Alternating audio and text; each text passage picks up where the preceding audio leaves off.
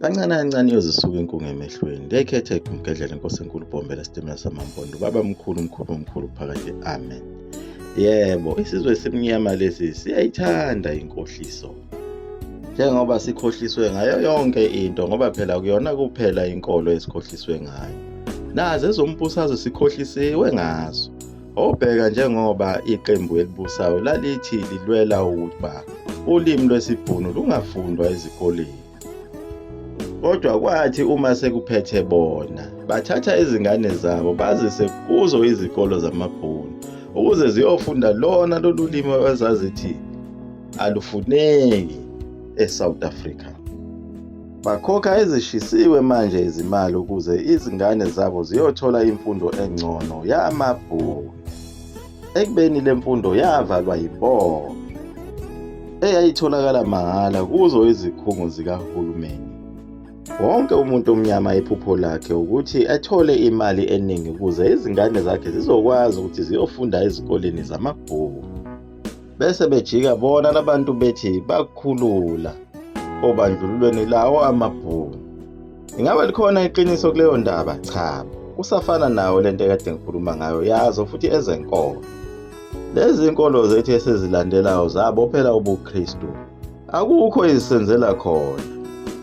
Kodwa siye sisizwe obhuti abadala noma obaba bethu abadala abasigcinela isintu emakhaya kithi. Bese sicabanga ukuthi yizo lezi inkolo zethu ezisisizayo. Obuka ngisho impumelelo yakho ukuthi isukaphi le mpumelelo yakho. Akuyena yena ugogo noma umkhulu owadayisa inkomo yakhe. Wahamba ukufundisa emadolobheni. Uthe usubuya edolobheni wabuya usubuya nale nkomo. Uthena ungasawutholi umsebenzi wasuka futhi yena ugogo noma umkhulu lona wanquma imbuzi wakucelela kulo leli dlozi namhlanje eseliyidimoni ukuthi wena phela uthole umsebenzi. Uthena mawusuwutholile lo msebenzi wabe usuyobonga indoda yomuzi wayo enesise esikhulu. Lena phela ebizwa ngumfundisi ebikade ingekho kuyo yonke le nhlupheko yakho. Wabe usuyinikeza iphesenti. Ekushoneni kwakhe ugogo wakho nomkhulu lona wambiza ngedimoni. Nalo iliba lakhe lapho phela alele khona sekwamila inkuzimalanga esihlahla phezu kwayo. Kwanayo imisebenzi yakhe eyenzelwa phela umuntu uma esehambile emhlabeni kayenziwanga. Ngenxa yokuthi manje usulalela le ndoda enesisi esikhulu esithi thatha imali unikeze yona ukuze ungayithengi phela leya nkomo nembuzi uyolungisela umkhulu wakho nogogo wakho. Phela kwakuyilo icebo lakhe umlungu ngesikhathi efika nawo lenkolo yakhe ukuba abantu kumele bethathe yonke into eyimali nempahla benikeze bona abelungu kuze phela bezokhanda amabhizinisi abo. Njengayo u-Absa lona ibhenki ekuyilona lakhandwa ngazo izimali zabantu leli kulo kuleli zwe lakithi ukuze licebise phela bona abelungu laba.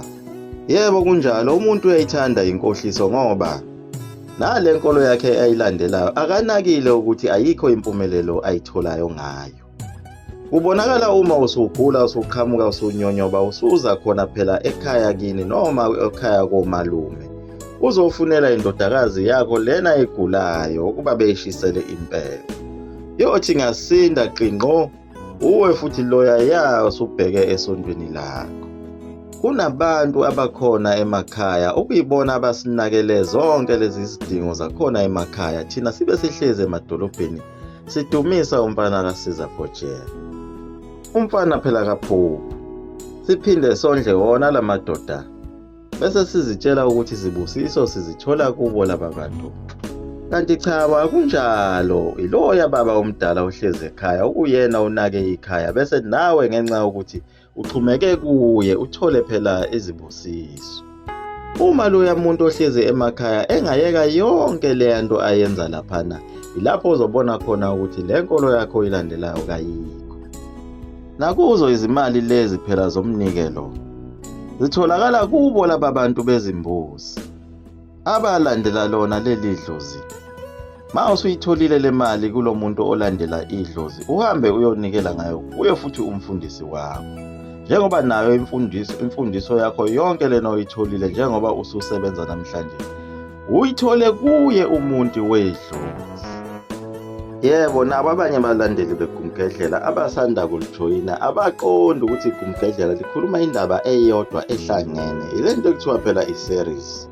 Bayakhalaza abantu basemampondweni, abantu baseThekwini nabantu bakwaZulu manje sebeyakhala. Ngoba phela iGumgedlela lisho umlando unjengoba unjalo. Emampondweni kufike kwaba kuhle ngalesi sikhathi kunabaprofethi. Laba phela bagcine bebulawe yiwo amampondo, kwaba kubi lokho. Kodwa kwaba kuhle ngesikhathi bona abasemampondweni belwa phela nabo abelungu. Kodwa kwaba kubi ngesikhathi sebevuma inkolo yabo abelungu bedayisa ngamanye amampondo okuyiwona ayesazabalaza. Nakhona eThekwini kube kubi ngesikhathi sebedayisa phela uZulu ongaphesheya kothukela. Sebephenduka amadube esandlwana, kodwa nabo khona lapho phela bake benza kahle khona. Ngoba phela abantu baseThekwini bayingxenye yabantu ababesuka khona ngaphesheya kothukela kwaZulu ababebalekele izinkinga kanye nobugwala bagcina sebebalekele kuyo le ndawo eseThekwini njengoba sike sakhuluma ngayo insizwa yakamNyando uNongalazi. Lona phela wakha umuzi wakhe lapho sokwaba khona inxanxathela yezitolo kwaMnyando. Nakhona kwaZulu kube mnandi besangamaqhawe belwa phela esandlwana, kodwa kwaphinde futhi kwaba kubi lapho sebedayisana bodwa uZulu noZulu ngesikhathi phela sakhe uZibhebhu nabo futhi oHamu sebedayise ngaso isilo uCetshwayo. Kukhona okubi kukhona okuhle, manje ungaphatheki kabi uma sekukhulunywa okubi, kanti kade ujabule ngalesi sikhathi kusakhulunywa ngobuqhawe babantu bakini. Nabo abeSuthu babebabi ngesikhathi bedayisa phela uZulu kuyo futhi impi yasesandlwana. Kodwa inkosi yabaPedu uSekhukhune phela waba iqhawe elikhulu ngoba walwa kakhulu namaBhunu kanye nabo abelungu. Kwase kuba kubi phela ngalesi sikhathi sedayiswa yiwo futhi amaSwazi. Inkosi yawo yaze yashisa naso isigodlo sayo inkosi uSekhukhune. Nayo inkolo yobuKristu inhle kakhulu ngoba iyakwazi ukuthi ithathe abantu ibaqoqele ndawonye. Bese iba yimbi ngako phela ukuhlukanisa kwemindeni. Iphinde ixabane nawo phela amasiko kaNkulunkulu wase-Afrika. Bese iqamba amanga ithi iyisa abantu kuNkulunkulu wakwa-Israyeli ekubeni ibayisa kuNkulunkulu waseRoma. Lesi sizwe esimnyama siyawathanda amanga, asifuni ukuhlukana nawo. Njengoba ngisho amaqembu azo ezepolitiki onke axhaswe yilo leli qembu labelungu elisicindezeleyo. Ingakho kunzima ukuthi abantu abamnyama bathole inkululeko, ngoba wonke lamaqembu alawulwa yibo laba belungu. Noma ngabe kuphatha liphi kuyohlala kufana. Ngaphandle kwalo iqembu elilodwa leli elisanda kufika okuyilona elinqabile ukuxhaswa yibo labelungu ukuze lingathunjwa yilaba belungu. Lizama phela ukubalekela yona iBritain nalo lonke umbimbi lamazwe lolu phela engihlale ngikhuluma ngalo oluthumbe iAfrika. Yebo, ungadideki ukuthi uma uyikholwa ucabanga ukuthi kawungeni kwipolitiki. Ungena kakhulu ngoba phela izwe uma lithunjiwe umthumbi walo uyefike nayo inkolo yakhe aphoqe ukuthi wena muntu othunjiweyo ukhuleke kuyo le nkolo yakhe, aphinda kuzokwenzisa yonke imigubho yakhe namasiko asezweni lakhe. Ukuba nje iAfrika yayithunjwe iChina, ngabe sonke lapha eAfrika silandela inkolo yeBuddhism, kodwa silandela inkolo yeChristianity ngenxa yokuthi umthumbi wethu yena osifunze yona ngenkani. Kanye nayo yonke imigubho yakhe esengiyibalile oChristmas nama-Easter noValentine noHalloween. Lesi sizwe sabantu abamnyama sinenkani phela ngoba asifuni namanje ukuziyeka lezi zinto esadala ukuthi sihlaselwe ngabelungu beze besibulale nasey'mpini zasesandlwana. Ngoba phela uNkulunkulu wayecasulwe yiko ukuthi sasisithembele emthini nasezinyangeni nakubathakathi. Saphinde samukela le nkolo lena eyisitha sakhe uNkulunkulu. Sesiqale ukwenza imigubho yezitha zikaNkulunkulu. Zonke lezi zinto engizibala lapha abantu abamnyama abakaziyeki futhi abafuni ukuziyeka. Ubuthakathi nokusindiswa kuyinhloko yenhlupheko yabantu abamnyama. Phumani emithini nasezithixweni zaseRoma.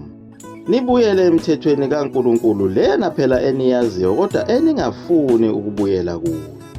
Ngoba phela uNkulunkulu akafuni indaba ukuthi kube khona amagama othi